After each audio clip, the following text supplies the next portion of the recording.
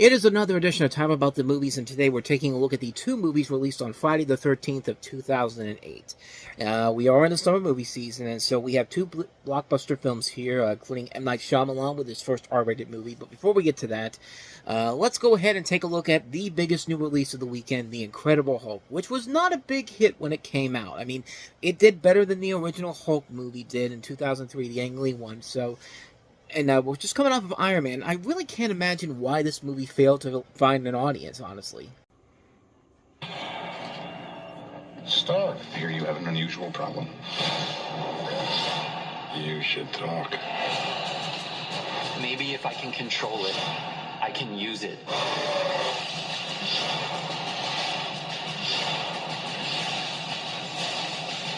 The Incredible Hulk.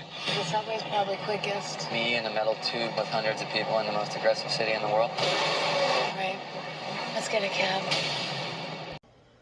Oh, yeah. Basically, they just gave away the biggest post-credit sequence, the big post-credit sequence right there. Like, that was literally a commercial they had when this movie came out, where they literally put that Robert Downey Jr. cameo in the post-credit sequence in there to make you think that, you know, Robert Downey Jr. is a big part of the movie, and no, he really is not. It's just that cameo, and that's it. I mean, yeah, I get it. Iron Man came out 6 weeks ago. It was still making money at the box office, but at the same time, it's just like, why even throw that in there? I mean, the fact that it's a movie with the Incredible Hulk, that should be enough to sell the film on its own.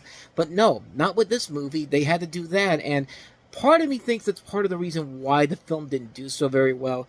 Then again, this is also a film that had a lot of production problems in general. Edward Norton came on board, and he was basically rewriting the script on the set each day, and they kept changing various aspects of the movie, adding dialogue, additional scenes, similar elements to the TV show for the character development, and, you know, he would go uncredited as a screenwriter on here, and that eventually led to him not coming back after this, and of course then being replaced by Mark Ruffalo. Which, I mean, honestly, yeah, it definitely worked out in the film's best interest, in the Hulk's best interest, because Mark Ruffalo's Hulk has turned out to be a pretty good character overall. But what about this movie here? Does the movie work as a whole? Well, let's talk about it. Depicting the events after the Gamma Bomb, The Incredible Hulk tells the story of Bruce Banner, played here by Edward Norton, who seeks a cure to his unique condition, which causes him to turn into a giant green monster under emotional stress. Whilst on the run from the military, which seeks his capture, Banner comes close to a cure, but all is lost when a new creature emerges, the Abomination, who's played by Tim Roth. And right off the bat, the movie helps to redeem the Hulk to his badassness. And I remember seeing this the first time and thinking, yeah, fuck that last Hulk movie. This is the Hulk we've been waiting for. With this movie, we get everything we want to see from a Hulk movie. You get a mix of the badass Hulk kicking ass and taking down the bad guys, while also throwing in a very good dramatic story that was actually necessary to tell the story. The problem with Ang Lee's Hulk film was that he went too art house with it. He wasn't the right guy to direct that movie. I mean, we're seeing a lot of those problems nowadays with a movie where, you know, you get a big blockbuster and then somebody comes in and says, "Hey, let's bring in this small independent filmmaker who just made a film that just got a lot of awards recognition. Let's bring him into this, and clearly he'll know what to do." That doesn't always work all the time, and Marvel's been notorious as of late for doing that with Eternals, and just recently with Captain America: Brave New World. One of the other examples is Twisters, where they brought in the director of Minari to direct that movie, and that film didn't turn out very well. This time around, they got a guy in Louis Leterrier, who's directed more action movies. He did the Transporter movies, and you know, he's much more in line with how to make this work in general here. And I think this one manages to bridge the gap between the problems of the Ang Lee Hulk movie and just makes it stand out on its own because of the way they balance the action and the dramatic moments. You can have the emotional moments where the story takes over and you have characters talking about their problems, while you can also have the badass action sequences. And I think this film does a very good job of handling that. I think the casting overall is great. Edward Norton would have made a really good Bruce Banner overall if they had kept him around and he got what he wanted. I think Liv Tyler does a pretty good job as Betty Ross. William Hurt's really good as General Ross. I mean, this was a really good actor who played him. Unfortunately, he's no longer with us. And I mean, yeah, I liked Harrison Ford and what he brought to the table with Ross in the recent Captain America movie. And Sam Elliott was one of the few things about the original Hulk movie that I thought was actually working. And Tim Roth makes a pretty good Abomination in here. I think he's a lot of fun in here. The effects overall are very good. You got the final 26 minutes of this action sequences, which is one of the most epic action-packed climaxes you'll ever see. Every bit of it is action-packed. It has a lot of great effects shots. I mean, the scene where Hulk is just taking these 2 police cars and turning them into boxing gloves, I mean, that's easily the most memorable moment of the entire movie to me. That was a great moment right there. And like I said, it has a lot of good dramatic set pieces, too, such as the scene where Hulk is protecting Betty from the lightning in the woods. Like, that's a really good, effective scene, beautifully crafted, and the quieter moments of the film are very well done. It's a very good character story too about this guy who's trying to cure his problems here, and I think this film did a very good job of doing the best they could to bring the Hulk back to form following the disappointment of the Ang Lee film. There's a lot of good action, visuals, drama, comedy, and just all the things you need to make a good Hulk movie. And for the time, it was very good, and I think it still holds up very well to this day. But of course, the Avengers would eventually lead into Mark Ruffalo coming into play, and I think they've done a good job of establishing that character more. Making him balance his anger issues and making him still talk like the Bruce Banner that we know when he's not the Hulk, I think was a smart move on their part. That was one of the things I really liked about Endgame, and he's one of the things I like about the She-Hulk series too. Even though I like the She-Hulk series much more than most people do, this is a really good movie, man. I still really enjoy this one a lot, and yeah. It didn't do the money that they thought that Iron Man was doing, but it was very hard to have that same Iron Man type of feel when the movie was literally coming 6 weeks after Iron Man came out. And I think that move to put Robert Downey Jr.'s post-credit sequence in the trailers was a last-minute ditched effort by Universal to try to save the film. I don't think it really did it in the end per se, but the movie we got was pretty damn good regardless. I think it's a really well-made film. It's one I definitely highly recommend checking out. It's a really good movie. The Incredible Hulk. What more can you say, man? Really good movie. So, with all that said, on to the last one we have here. The most notably bad of the 2 movies that we have here. M. Night Shyamalan's first R-rated movie, and that is The Happening.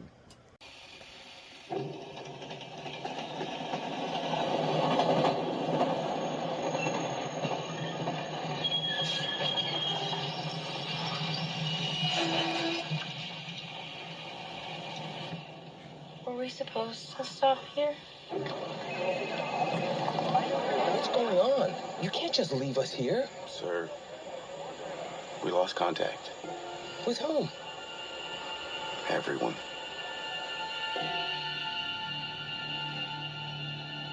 There appears to be an event happening.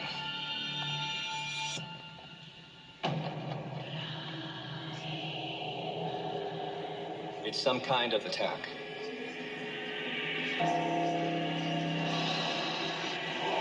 The first stage is loss of speech. Claire. Claire? The second stage is physical disorientation. The third stage is fatal. I'm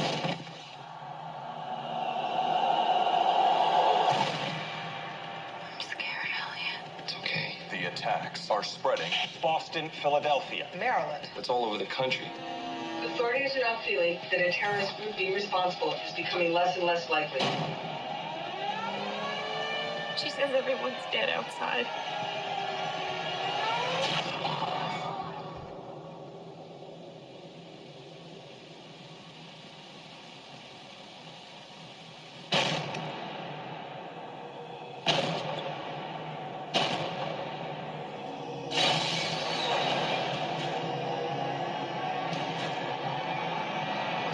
Run. Shut the windows and the doors! Here it comes! Could this really be happening?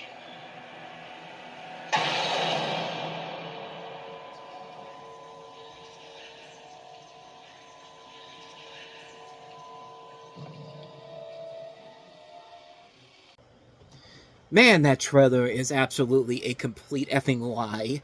And, by the way, I know I'm saying it's M. Night Shyamalan's first rated R movie, and I'm not just saying it because I'm saying it.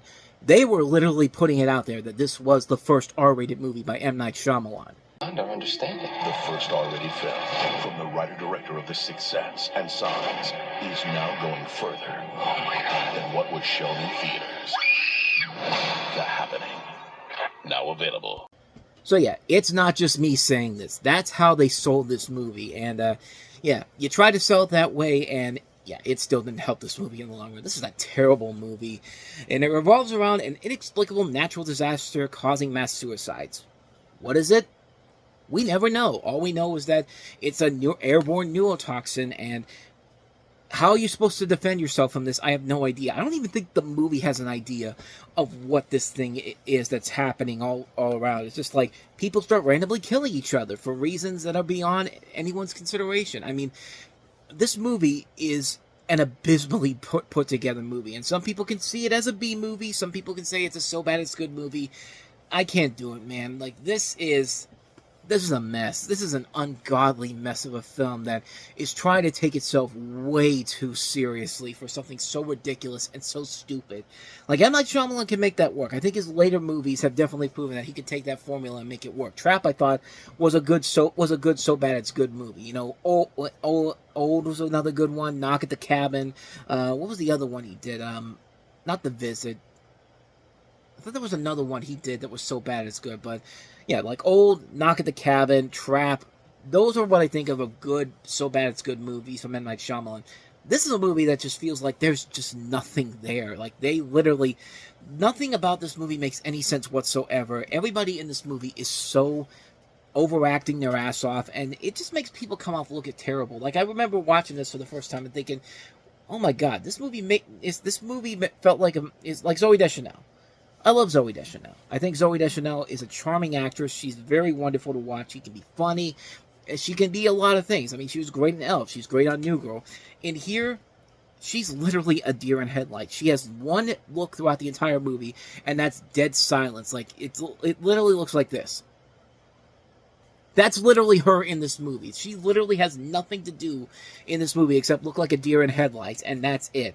And there were people who who did not like her because they felt like that was her acting overall. And this movie just basically kind of reinforces that stereotype, if you will.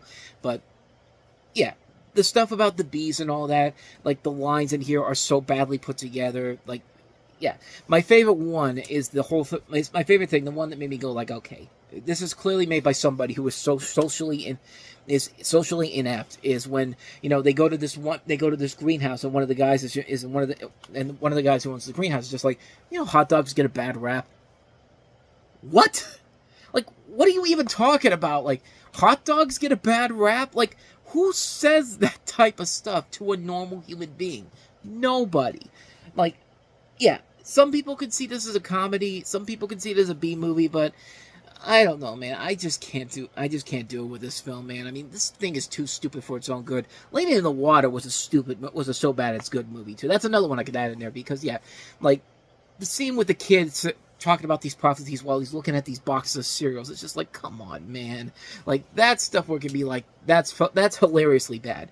Nothing about this movie is hilariously bad. It's a boring movie. Nothing of interest happens in this film. Like, that trailer has more happening than the actual happening in the movie. And it's never explained what's going on at all. They never explain what happens. They never explain why it randomly stops. The movie just ends, and it's just like, oh, it's happening again. And what was it, London, I think it was? Paris.